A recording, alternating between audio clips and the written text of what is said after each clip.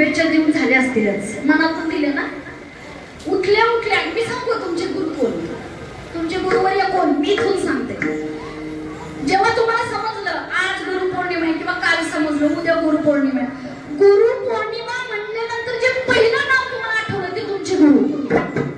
ती कुणी असते, एखादी पत्नी अशी असेल जिला आपले मालक आठवले असतील. आठवले काय?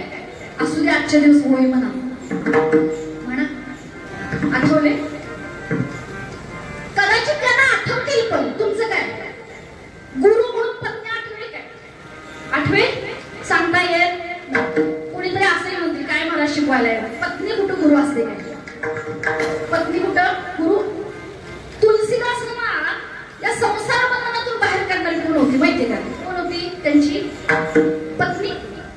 आता हे तुलसीदास त्यांचं लग्न झालं तेव्हा अशी अवस्था होती की पत्नी वाचून काही सुचायचंच नाही, एवढा मोह काही सुचायचंच नाही.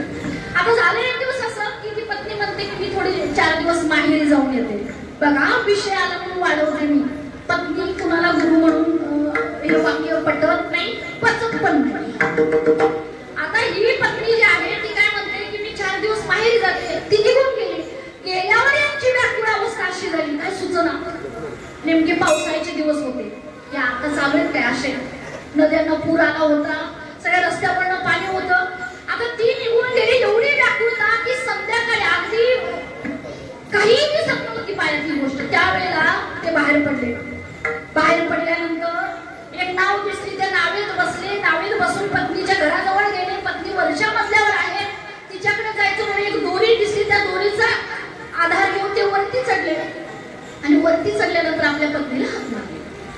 आता पत्नीने विचारलं एवढ्या पावसात तुम्ही आलात कसं? तेव्हा ते तुलसीदासांनी सांगितलं माझं जे तुझ्यावर प्रेम आहे ते प्रेम इथपर्यंत खेचून मला घेऊन आलं. कसं आला तुम्ही? तिनं मागं जरा असं खिडकीतून वाकून पाहिलं. पाहिलं तर काय, तुलसीदास ज्या नावेतून बसून आली होती ती नाव नसून एक प्रेत होतं. प्रेत. एवढा मोह की डोळ्यावरनं सगळ्या गोष्टी निघून गेल्या होत्या, काही दिसतच नव्हतं. एक प्रेत होतं. आणि ज्या दोरीला धरून वरती गेली होती ती दोरीनं एक साप होता. आता तेव्हा ती पत्नी सांगायला लागली तुलसीदासांची, विषय वाटला म्हणून सांगते बरं का. तुम्हाला जर माझ्या प्रेमात प्रेत ओळखत नसेल, दोरी साप ओळखत नसेल, तुमची ही अवस्था आहे. आणि हेच प्रेम जर तुम्ही परमेश्वरावर लावलं तर तुमचा किती फायदा होईल. पत्नी गुरु ठरली का नाही? होय तरी म्हणा की. आणि तुम्हाला पटत नसलं तरी सांगतोच, 24 तास तुमचा प्रपंच सांभाळत असते बिचारी, गुरुच असते ती. तुमच्या लक्षात असते का दूध किती वेळ तापवते ते? नाही तरी म्हणा पुढे सांगतो मी. जेव्हा जेव्हा लक्ष जाईल तेव्हा ती दूध तापव. पण रोज तापवायचं, रोज. तर तापवायचं काय महिन्यात एकदा? तुम्ही महिन्यात एकदा पिलं भागवणार, महिन्यात एकदा बाजारणार आहे का नाही? तिला रोज तेच काम करायचं पण विसरत नाही. तर यार त्यातनं चांगला उपदेश करत असते. गाडी चालवत आहे हळू चालवा, आहे का नाही गुरु? एखाद्याच्या किंवा प्रत्येकाच्या आयुष्यात आपण गुरु असू शकतात, आई वडील गुरु असू शकतात, बरोबर.